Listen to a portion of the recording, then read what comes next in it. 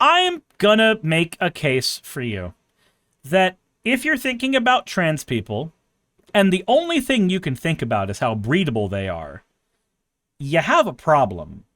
And when I say that, you may think that I'm talking about somebody with some weird fetish who's doing some strange shit with fake tits. No. No, I'm not doing what Kristi Noem's husband is doing. No, instead, I'm actually talking about Beth Bourne. She says, heartbreaking. A new study finds less than 2.5% of trans-identified teens and young adults who are medicalized seek fertility preservation. This is why I'm screaming from the rooftop.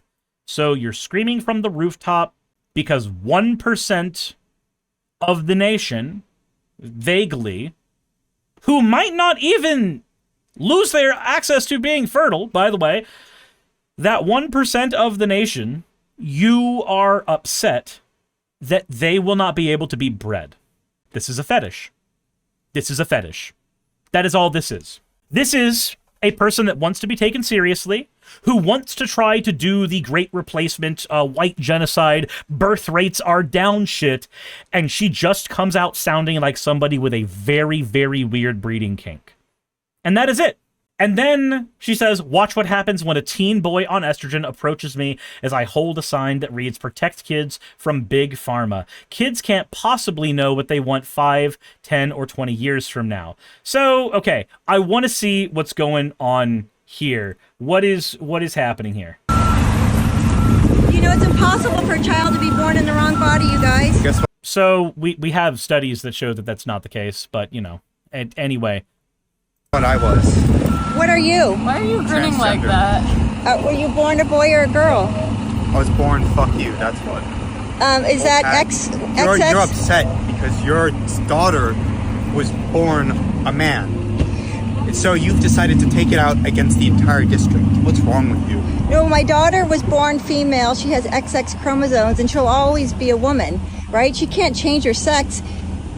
You know, why do you think... So, wait, hold on. I see what happened here. Her entire argument is entirely fabricated because she's upset that her kid is trans. Oh my god, this is just Elon Musk all over again. That's all this is. Elon Musk's kid comes out as trans, and his wife leaves him for a trans person, and now suddenly he's the most anti-trans person on the goddamn planet. It's just that. It's just that. It is the exact same thing. It's the same thing. I think doctors would want to give you guys hormones that'll, you know, change your... Because they want to make people happy, you idiot. I know, but... In fact, that's why my voice is cracking. I love hormones. Fuck you. What was that? He said fuck you, dickhead. He said fuck you. So what... My god, everybody, I think he said fuck you. Are you guys worried that you might lose your sexual function if you're on hormones? Oh, I already do. I've already lost all of them. But I've been taking hormones for 6 months. I don't give a shit. I'm happier this way. Why does it affect you? That's my question, is why would it affect you? And why do you think it's a good idea to show up to a school? Why are you disregarding the way that your children feel so that you get attention The like disrespect you have It's, for like, your so child bad. disgusts me. Yeah. That you can't respect like, the way they want to live their life. You really birthed this whole child and carried it for 9 months just to disrespect the fuck out of it while it's alive? Why would you do that as a mother? And then you... Like, okay, so... There are two sides to this, and I think that it is important to note those two sides. So, for every person who is a parent of a kid who is trans, there is something scary there. And I think it is important for us to recognize that. And not recognizing that prevents us from being able to have any kind of argument against them that can be even mildly compelling. So, the very first thing you have to be able to do is say, hey, I understand that you're worried, this ultimately is you're worried about the safety of your kid. Now, if they try to argue that it's something else, then suddenly you don't need to give that kind of grace. It's not important anymore. But at a baseline, you can go, hey, I understand you're worried about the safety of your child. And that's a perfectly reasonable thing for anybody to think. That is a very reasonable thing for anyone to think. But the reason that you're worried about the safety of your child is because this is an unknown for you. You don't know what's going on.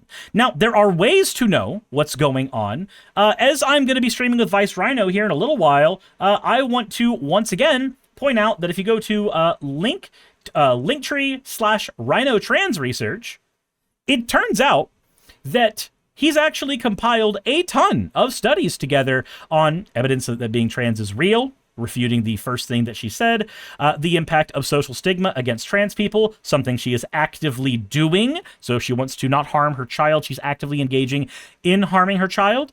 We have studies on gender and its relation to sex. We have evidence that being trans isn't some social contagion. We have confirmation that sex is a bimodal spectrum and therefore cannot be argued to be the one or the other. We also have these lovely studies right here showing that there are better outcomes for gender-affirming care when it comes to everyone, including children, as opposed to not actually supporting those people when they need the help. And there's a ton of studies on this that you could look at. There's a lot here. There's even a section specifically about gender-affirming care and minors. And if you don't know about any of this, if you've not done any research into any of this, again, it can be perfectly reasonable as a parent to worry about the safety of your child. However, if after you do the research and you realize that your child's body is the equivalent of a poisoned appendix for them, and that we have tons of scientific evidence showing what gender-affirming care will do to that poisoned appendix of a body, then you don't actually care about your child's safety. You actually care more about your own idea of your child, specifically. Now, I'm not saying the point about the appendix to disparage somebody, because they might find through gender affirming care that they actually aren't trans, and so they instead want to detransition. We do find that about 1 to 5% of people who think they are trans do detransition, and that is a real number. Ignore the fact that half of them detransition not because they want to, but because of social stigma, but that is neither here nor there.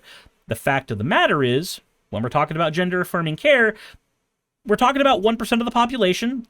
Detransitioners are about 1% of that percent.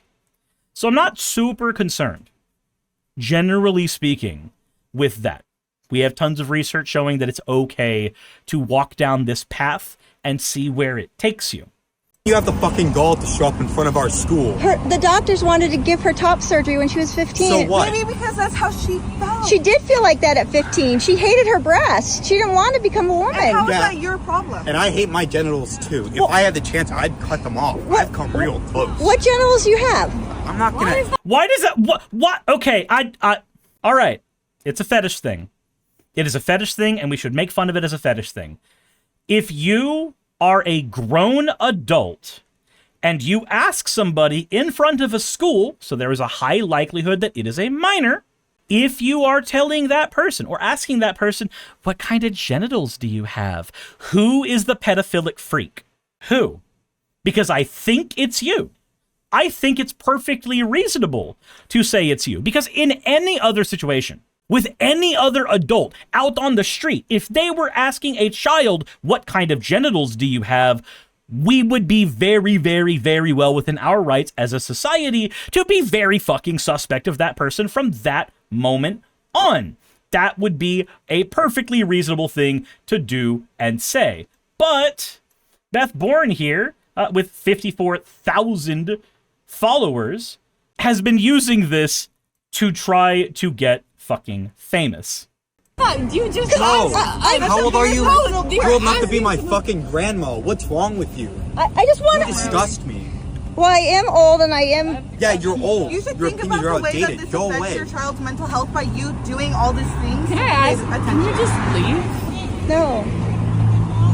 When the kids from the school are asking an adult who has nothing to do with that school to just leave, and you won't, again, what kind of a pejorative word would we use on that adult in any other situation?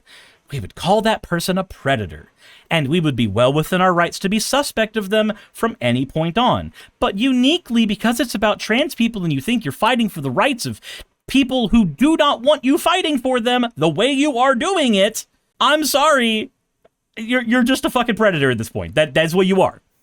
That is what you are. You've asked a child what genitals they have. They've asked you to leave and you said no. So, who is this clown?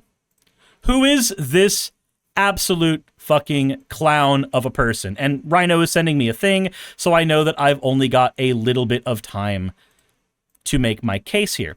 So, who is this person here? Well, my God, stop asking me things. Beth Bourne.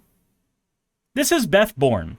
There is an entire article specifically about her and how she drove away her non-binary child. She is a well-known person who news articles have been written on because of how her ideology made it so that one of her kids had to ostracize themselves from her.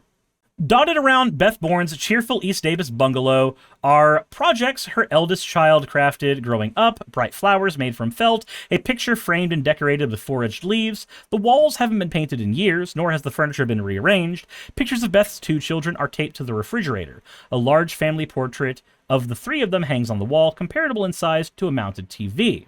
I want to be familiar to Lily, Beth says, if they ever come back.